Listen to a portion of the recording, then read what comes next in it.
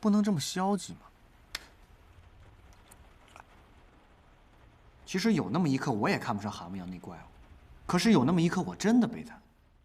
哪一刻呀？就你落水的那一刻呀。啊，那一刻咋了？对，你当时好像晕了，可我看得清清楚楚啊。他竟然一下就跳到水里去了。瑶瑶啊！结果把你砸到了水里，害得我和方梦初潜了半天水，先把你捞上来，又得去捞他。我这蠢货！蠢倒没关系，重点是他竟然跳到水里面去捞你。我咋了？那不是应该的吗？可是他不会水啊！哎，你咋就不懂呢？一个不会水的人拼命往水里跳，你知道是一种什么样的体验吗？当然了，鄙人呢，生来就水性极佳，没有这方面的体验。可是我怕火呀，所以在那之后吧，我就想，如果文彤掉进了火坑，我敢不敢下去救他？你敢吗？我真的不敢。可是你知道我多爱文彤吗？我口口声声说愿意为他付出一切，可是我竟然不敢跳进火坑去救他，所以我就特别痛苦，你知道吗？我一想到他在火坑里面挣扎的样子，我就觉得我特别对不起他，我觉得我自己特别没用。我觉得吧，那火坑毕竟是你想象出来的嘛，那和现实还是不一样的。在现实生活中，他真掉进火坑了，我觉得第一反应你肯定会跳下去救他的。是吗？那你要这么说的话，我心里舒服多了。当然了，也有可能你跳下去之后没有后悔。还有呢？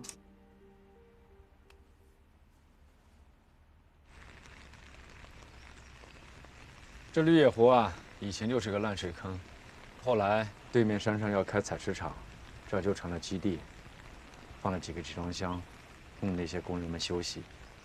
等开采完成之后呢，这就成了孩子的乐园。小的时候啊，我跟村里的小伙伴呢，就经常跑到这儿来玩。再后来，就被方梦初和钱小强给霸占了，到现在，又成了你们的避难所。同时，还有投资商看中了这个地方。书记啊，这个地方以后一定会是网红打卡地。网红打卡地。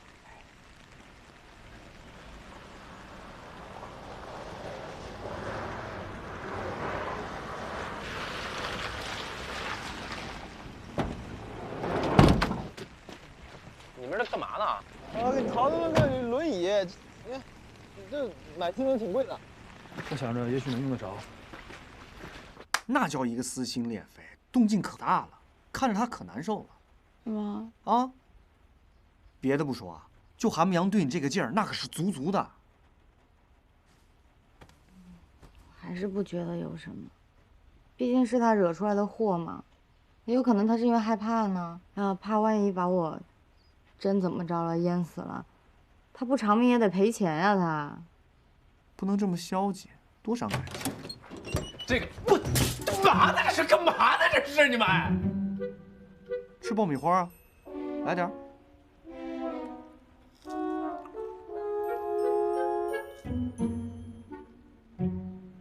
我坐轮椅啦。还是个二手的。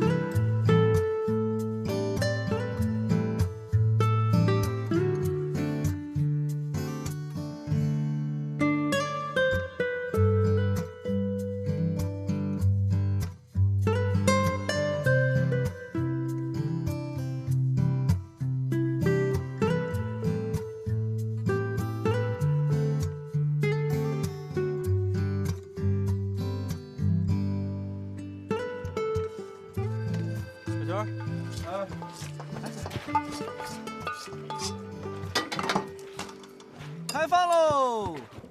来了来了。哎呀，不错呀。好嘞。哎，你别都端走啊！是病号优先，病号补身体啊，补身体，病号优先，病号啊。瑶瑶。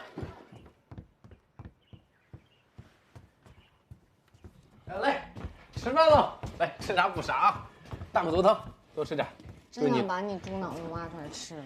哎呀，这猪脑子您就甭惦记了，回头我给您买几斤核桃啊。再来点，来块肉吧。哎，你说你不会水，你往湖里瞎跳什么呀？看你说了哦，眼瞅你掉水里了，我还能不救你啊？再说了，你要真淹死了，谁赔得起啊？哎呀，果然这么回事儿。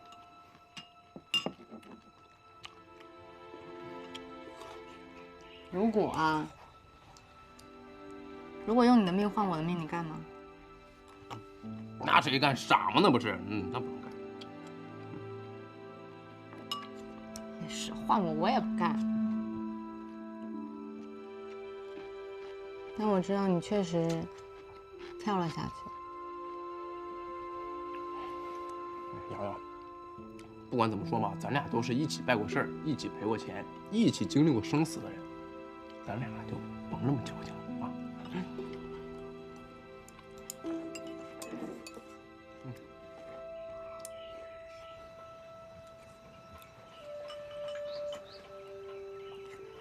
别闷着头吃饭了，说说你的想法吧。我现在脑子乱得很，没什么想法。那缺酒啊！一喝酒，啥事都想明白了。我就拿点吧。哎，别拿了，喝了脑子更乱，不喝了。那你自己就好好想想，如果想不明白呢，就跟你爸讨教讨教，他是个宝贝。尝尝你呢？这想法，我没啥想法啊。那方梦初上任之后，我给当副手，我们哥几个就听领导指示，干不就完了吗？上任？上什么任？你不知道？往后，这村长、副村长，你就是茶园老板的。我给你纠正一下啊，这是村主任候选人，不是什么村长。你这理论知识还是得加强。我之前都打听一圈了，就好多人都不愿意干。我想说，我们要是干的话，就直接给接了，搞半天这还不一定呢。小泉，你干啥去？找我爹请教请教去。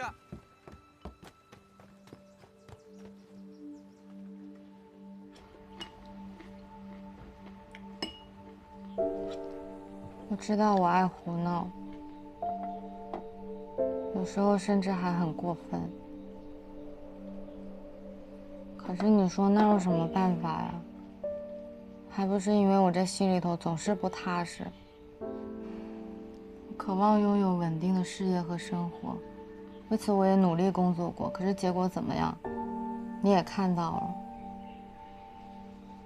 没办法呀。我又去尝试争取爱情，可最后也是一塌糊涂。一直以来吧，我都是一个无根漂泊、居无定所的人。真的怕了，我真的怕，我什么都不想要了，我就只想，我哪怕有个最起码的依靠吧。瑶瑶，你别告诉我你就是我的依靠，我靠不住。先别胡思乱想了，你现在首要任务呢，就是把病养好，以后的事儿咱以后再说。别的我不敢说啊，至少现在我能保证的是，给你一个舒心踏实的生活环境。我说的是这集装箱啊。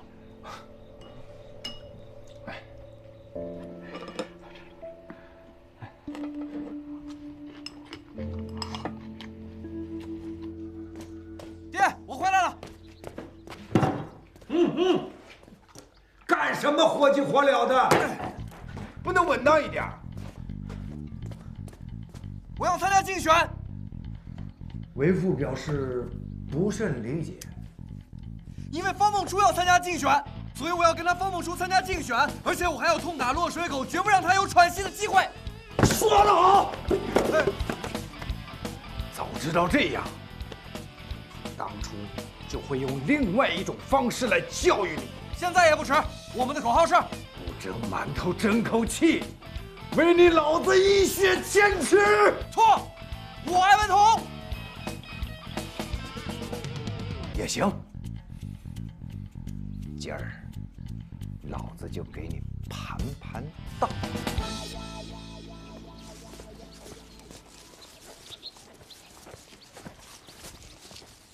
妈，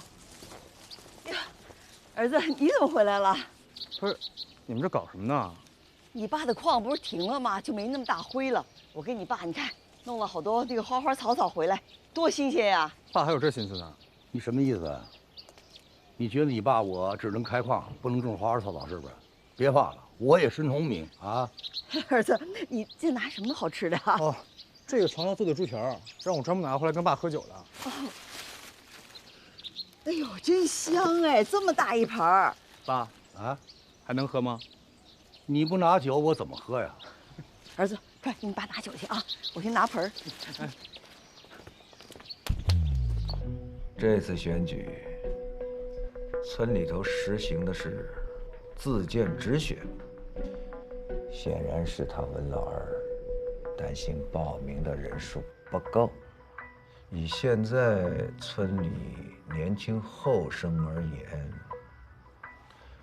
为父掐指一算，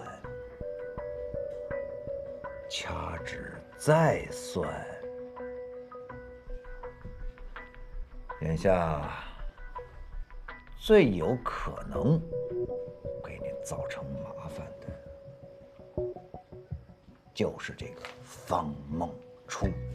你这不废话吗你？你赶紧跟我说说该怎么对付他。首先啊，你得要学会说自己的好话，就是夸自己。哦。其次，你得学会打压对手，有没有问题？没问题。那么接下来你要做的就是在选民上下功夫。选民？不是爹，你就跟我说具体该怎么搞。哎，爹也在思考啊。你就必须得交出一份措辞有力的演讲稿。字儿我倒是会写，可是我就只会写字儿啊。你这个不学无术的傻儿子，爹总是为你操碎了心。也罢也罢，赶快去把本拿来，爹今儿要口传心授。好嘞。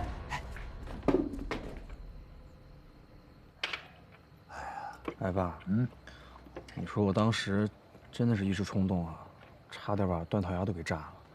现在想一想，还真的挺后怕的。年轻人嘛，都会干点荒唐的事情。当年你爸年轻的时候，也干了些荒唐的事儿。是啊，当年你爸带了一帮人跑到邻村去打架，这要放在现在，非把你们抓起来不可。好了，陈芝麻烂谷子的事儿都听了多少遍了？哎呀，我这是提醒你啊！我跟你说，儿子，这种事儿千万别再干了啊！哎，对了，再有一个，你说那个村主任，你就别当了，有什么意思呀？那不行，那可是我深思熟虑做的决定啊！我相信山区的未来跟我的想法是契合的，只不过是我当时在逃避罢了。现在呢，我需要把我的想法给落实了，但是光有想法、有资金、有人脉还不够，我得把这三样结合起来，那就需要权力。所以啊，这个村主任你必须得当，要不然被那外行领导，你爸非得非气炸不可。哎呦，谁说把你气炸了？我就不是说那些外行领导内行这件事情嘛。你看你这病一好，这脾气又上来了。哎，这可叫精气神儿，你知道吗？其实我当时还挺有信心的，但是不是因为我太着急了呀？我总觉得心里没底儿。爸，你说我万一落选了怎么办啊？不可能！你这话不要说这么满，这儿子万一没选上，你说他怎么收场啊？这绝对不可能啊，因为他是我方胜利的儿子呀。嗨，儿子，我跟你说，能当就当，当不了咱干别的去。行了行了，别说那么多了，还是我来说吧。儿子，你给爸爸交个底儿，给我说说你的想法。哎，你不要给我说什么规划呀，还有什么方案之类的啊，你给我说最主要的，捡核心的说。不是，爸，你这一问，都给问懵了。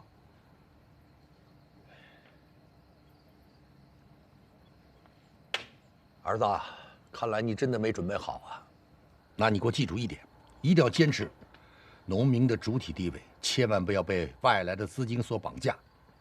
你一定要坚持自己的梦想，而且你这个梦想一定会实现。爸，我真该敬你一杯。你别敬我呀，要敬你妈。要不是你妈在医院里给我扑婆心的说那么多呀，我还真不相信你的梦想能实现呢。行，那就敬妈一杯。来，你爸难得夸我，是吧？我没夸你，平常你在我眼里是最好的。来，喝一个。因为这个演讲稿啊，不同于平日白话，一定要让它显得有内涵、有学问。那么怎么个有内涵、有学问呢？文言文啊，这是什么精神状态呀？我白话文还没讲明白，我怎么用文言文说呀？不有为赋呢吗？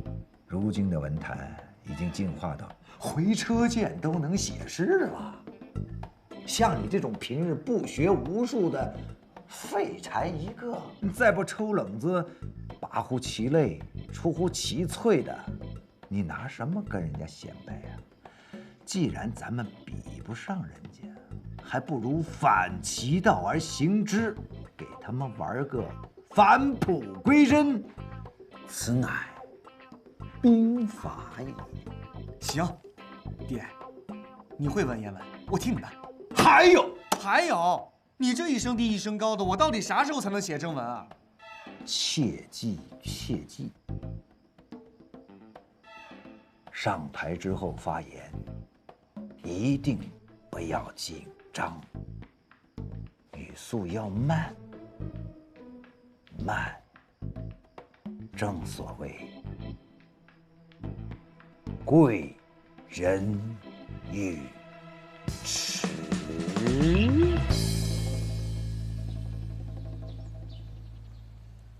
哎呀，我生气的是啊，现在的人一点责任心都没有，尤其是那些已经赚到钱的既得利益者。参选这么重要的事情，报名的人数，他比我想象的还要少。就连村委会这么几个人，才勉勉强强够。这个是可以理解的，毕竟我们这次选举的重点是新老交替嘛，不仅仅是要新人新面孔，更是要新的思想认识。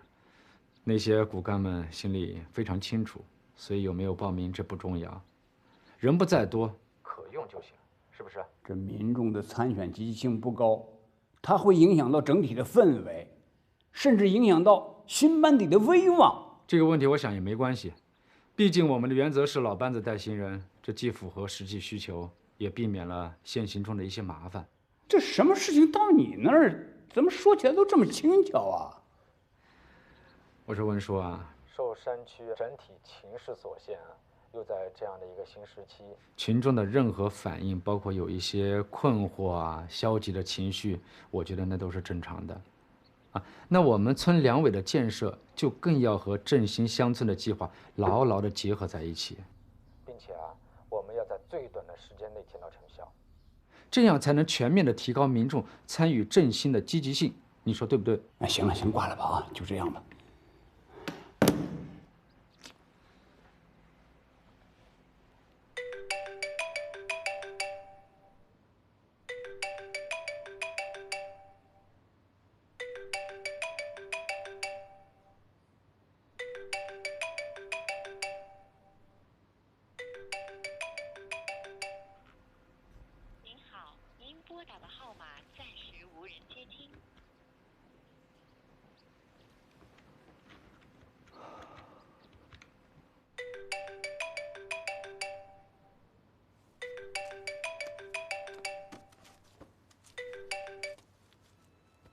喂，邱总，你可算是接电话了。彭书记，你是找我投资的吗？当然不是，我是想告知你一件很重要的事情。那个方梦初啊，突然要竞选村主任，还要打造湖边湿地，说什么要以一山一湖一体双厢房为基础，打造梦想工厂。这显然跟您的投资计划是冲突的嘛，我当然就否了。可是你知道他说什么？他说什么？他说啊，梦想工厂的概念是他提出来的，所以必须由他来完成。你说他是不是胡扯？啊，当然，他年纪小，我也不能怪他。至少他的想法也是实现我们中华民族伟大复兴的一部分，我也不能不支持他。这个方案明明是我们先提出来的，我警告你们不要乱来好吗？但是你要明白，万一他成为了村主任，那情况就不一样了。本来那块地就是他们村的，那就不要让他当。我说邱总，你又跟我开玩笑是不是？你当我们这是私企啊？想用谁就用谁，想开谁就开谁啊！村里面除了他，没人去竞选。我就不明白了，为什么别的村选村主任，大家都挤破脑袋想去当，凭什么就你们村没有人愿意当呢？邱总，这个你就不知道了，地域之间难免会有差异。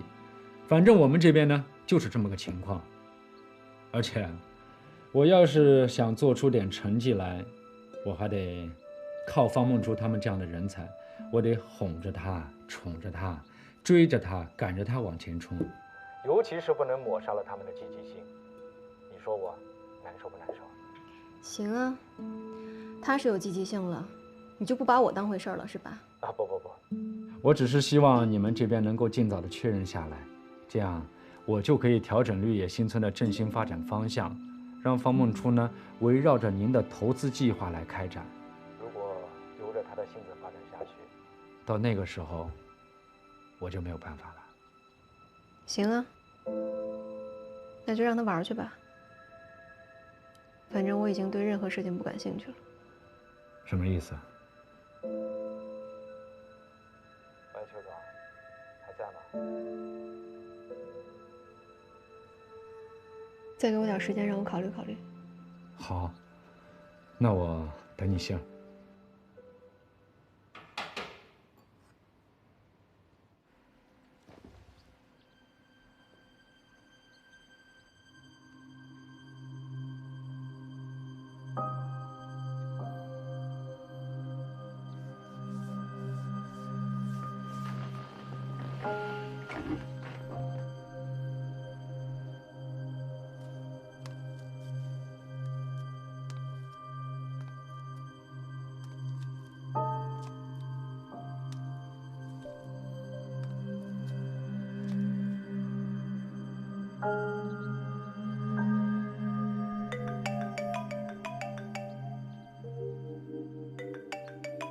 3分钟。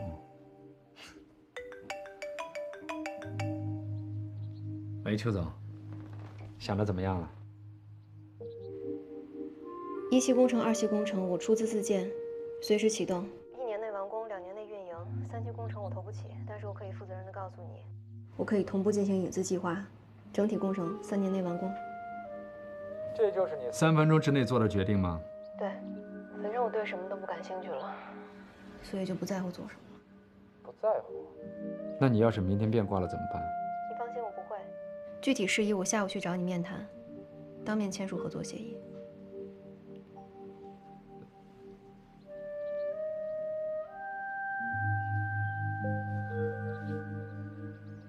不在乎。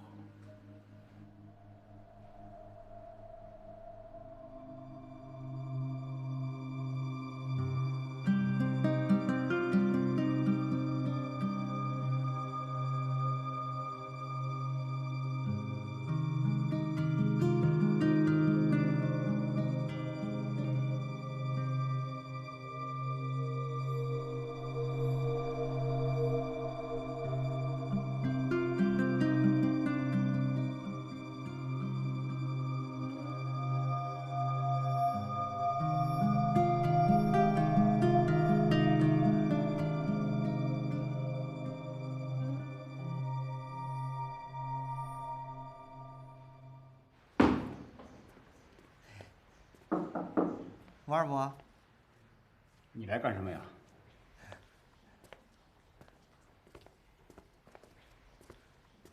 哎，你说呀，你把自己搞得跟个大姑娘一样。您今天心情不错啊。我心情好与不好，我看见你啊，我就想笑。我有这么可笑吗？哎，有啥事儿你就说吧。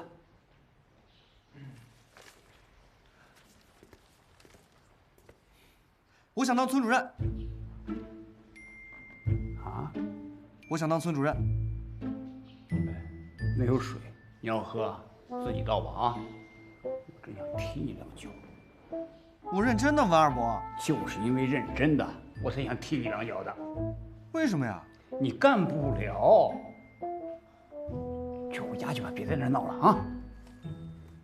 文二伯，您不能这么看待我呀。那我还要怎么看待你？别以为我不知道，你们就是想让方梦初当村主任。胡说八道！听谁给你讲的？那傻子都看得出来。不是，王二伯，你说说，他方梦初到底哪儿比我强？你瞅瞅他干那些事儿，他拍的那个电影，票房还没我玩直播赚的多呢。他接手那矿山，还跟人政府对着干。最重要的一点，是他根本就不懂文童。你说他能干好村主任吗？你再看我，茶园是我接手的吧？垃圾革命是我和我爹一手干的吧？当然了，主要负责人呢是人家常大哥。总之呢，我们这一群人是围绕着大旺哥在做事儿的。确切的来说，是围绕着镇一级的层面在做事儿的。那镇不比村大，我镇一级的事儿我都做好了，我村子里面的事儿我还有什么做不好的？小泉儿，你能不能告诉我，你到底是怎么想的？我要向文童证明，我不比他方梦初差。你说你又何必呢？彤彤有我这么个当支书的爹已经够的了，你还……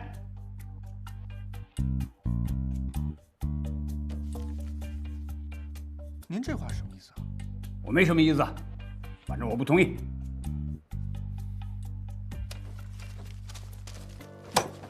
我不管，反正我有选举权和被选举权。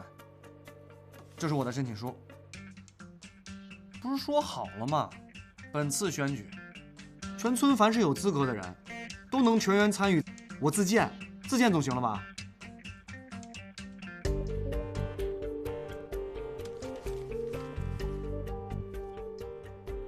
这是你爸给你出的主意吧？不是，主观主义是我自己的。我爹只不过是我的军师和智囊。这个狗头军师。行，小泉，既然你这么坚持，我就按规章行程给你办啊！我给你盖个章子。行。反正多几个陪选的，你啊就当是捧场了啊。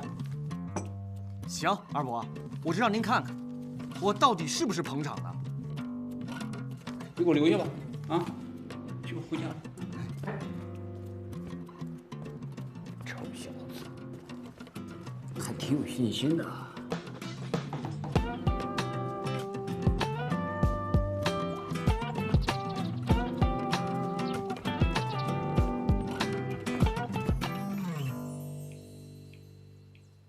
意向金多少无所谓，我随时可以打给你。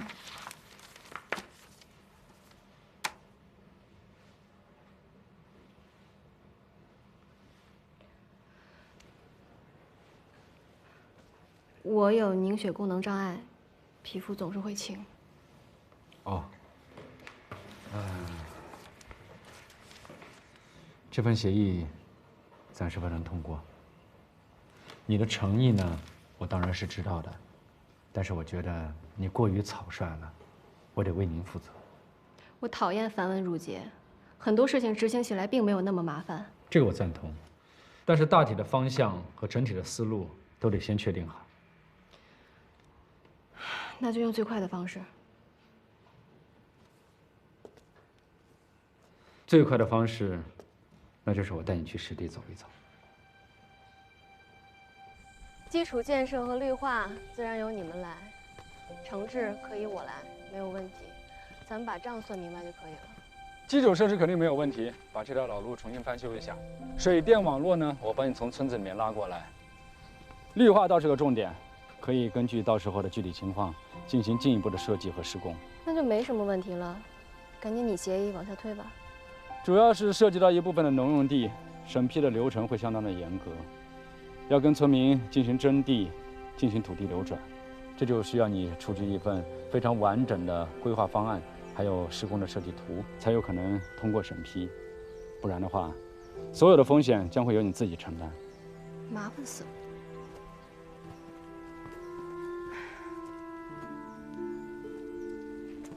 我说邱总啊，你真的是有眼光啊！你看看啊，酒店的主体刚好选在我们绿野新村最完整的一块林地上面，但这就是最大的问题。我们山区产业转型首要的基础就是恢复绿水青山的原貌，如果还要在这上面破坏植被、大搞建筑，这绝对是行不通的。你什么意思啊？搞来搞去，现在地弄不来了是吗？那我们在这讨论那么热烈，讨论什么呢？你的一期工程只是建一座林间小屋，这个我绝对会帮你实现。那我们现在不是谈整体吗？当然是要慎之又慎啊。就是把我引进来，然后再任由你们摆布，最后让你们引到坑里去。当然不是。你看，我这是实实在在的给你找出问题，然后去解决问题。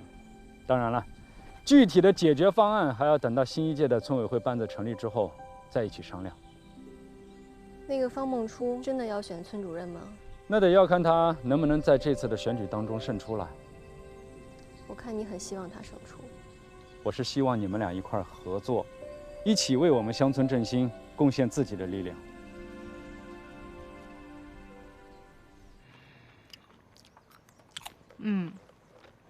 别说，你说这同样的东西，捯饬就是不一样。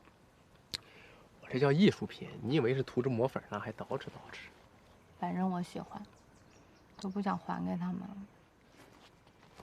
那咱想个办法，老揪占了他们的喜鹊窝，那叫鸠占鹊巢。说你没文化，你还老不乐意听。差不多一个意思。这，哎，彭书记，怎么样，瑶瑶？脚好点了吗？没有。没有，那就好好养着。韩牧阳，哎，跟你说个事儿啊，您说。怎么残废了？那个滑翔伞害的呗。你掉下来了？不是我掉，算了，一时也说不清楚。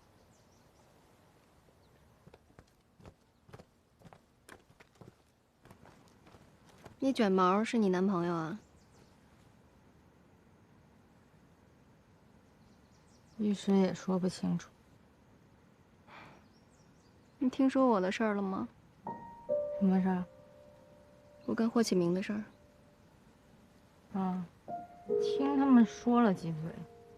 你怎么看？我自己还稀里糊涂的呢，我能怎么看？行，反正大家都稀里糊涂的，那谁也别笑话谁。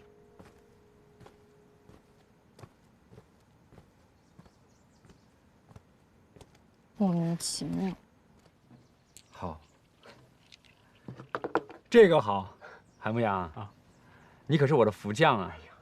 哎呀，书记，这都小意思。还有书记，您呢，这个还是别叫我福将了。福将一般就是指没什么真本事，只靠运气的人而已，对吧？那是我错了，那是人才。哎，得嘞。嘿嘿哦，哎，你们聊啊，你们聊，来。秋芳，我刚刚就问了韩牧阳几个建筑方面的问题，没想到他给我出了一个绝好的点子，很有可能就解决了我们土地流转方面的问题。什么呀？怎么了？那女的跟你说什么了？你坐轮椅上的样子是不是很衰啊？她笑话你啊？你先回答我的问题。怎么会呢？轮椅在我心中那就是王椅，那你在我心中永远是女王啊。先前我们最担心的是土地审批，但是现在用最简单的办法就解决了。用这4个点来做支撑，在这个上面造酒店。我们可是占地几千平的酒店，这4根柱子撑得住吗？酒店大没有关系，但可以分开造嘛，因地制宜，这样更具特色。我难受的是，总有一种寄人篱下的感觉，每次想起这个就特别难受。没什么的，你就是脸皮太薄了，你脸皮厚一点就没事了啊。我真后悔，你说我当初我怎么没骗你个180万的揣兜里啊？我也不至于现在这么没底儿了，是吧？是，我也特后悔。你说当时我拿个180万给你腿上个保险，说不定现在还能赚一笔呢。能不能有点出息？这样，哎，把我那个车卖了吧。反正你打造的是度假村，又不是一般的酒店，每间房子我只需要给你批不到2平米的建筑用地就可以了，这叫做点状供地。咱们呢，在选地址的时候，可以依据林地的形式而来设计。建设的基础可以选在没有植被，并且裸露的表面，这样就会让整个林地显得更加立体、更有特色，上面也许会更支持。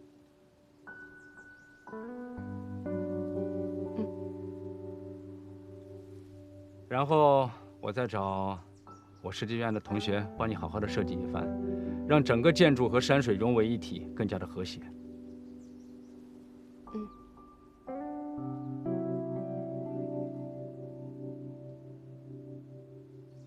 秋风，秋风，我说了这么多，你是不是应该表现得更加热切一些？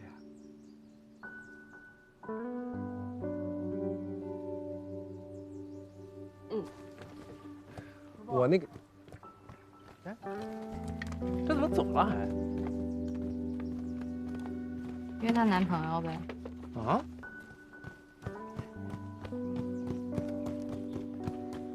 哎，你说这拐应该拄几个呀？你上一只脚肯定拄一个拐啊。哦。拄哪边？你傻呀你伤的哪只脚就用哪只胳膊拄啊？哦。这不成顺拐了吗？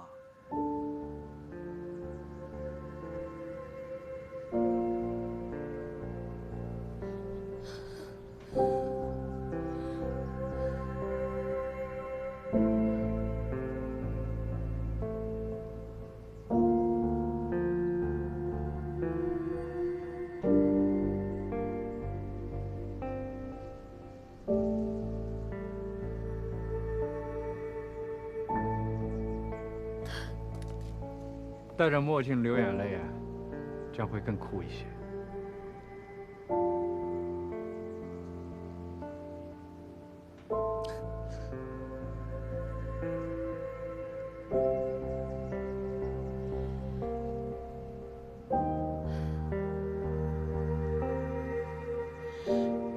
继续聊工作吧。如果说这一次你真的下定决心了，那我希望你不要走马观花，而是更加深入地融入到山区群众当中去。因为日后，他们将成为你最值得信任的伙伴。你不用这样说，我也会一直留在这儿。我会详细的去了解每一个知识点，直到新的村委会成立，我们再去共同协商，拟定合作方式，签署合作意向。吃住还是在你家，别的地方我不习惯。好，那就当是给我省招待费了。哎，这样拐顺了啊！哎，你干嘛呢？试试拐。哦，韩牧阳啊，你以前有带队干过建筑施工吗？啊，干是干过，就是有点干不太动了。你干了多久？经验丰富吗？你是自己公司还是光靠别人公司？你各种证件都齐全吗？啊？我说你怎么，你是没长脑子呀？你还是脑子里长了霉啊？啊！我作品在那儿放着呢，我要什么证明啊？我？你会不会好好说话？不是，我说这个人行，你们俩。哎，这什么人呢？这是我干这么多年，谁管我要过证啊？大爷就是不想干而已。韩牧阳太帅了，总算替老娘出了一口恶气。哎，你是没长脑子，你脑子里长了霉啊！我太帅了！这也叫帅啊？帅，精神小伙。看我的，看我的。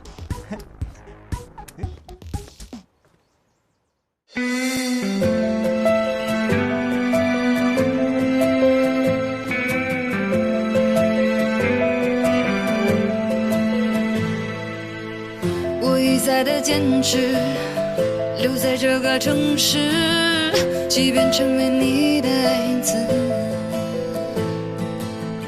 我用力的奔跑，背影越来越小，含着眼泪却带着微笑。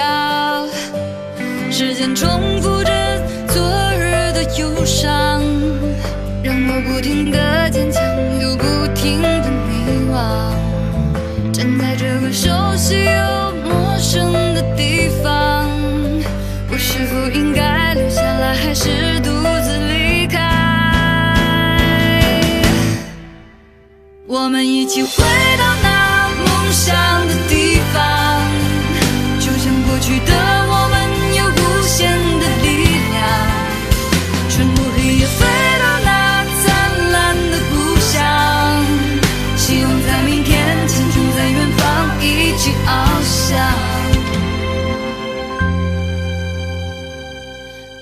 我一再的隐藏记忆中的忧伤，无法忘记你的模样。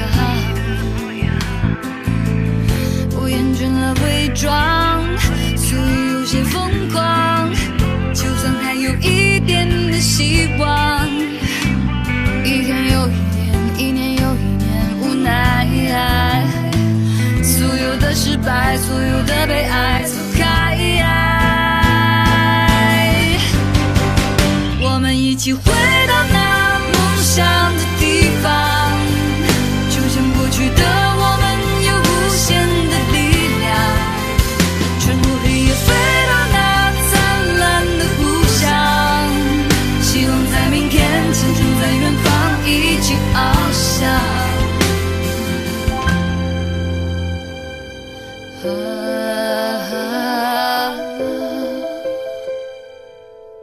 我一再的隐藏记忆中的忧伤，无法忘记你的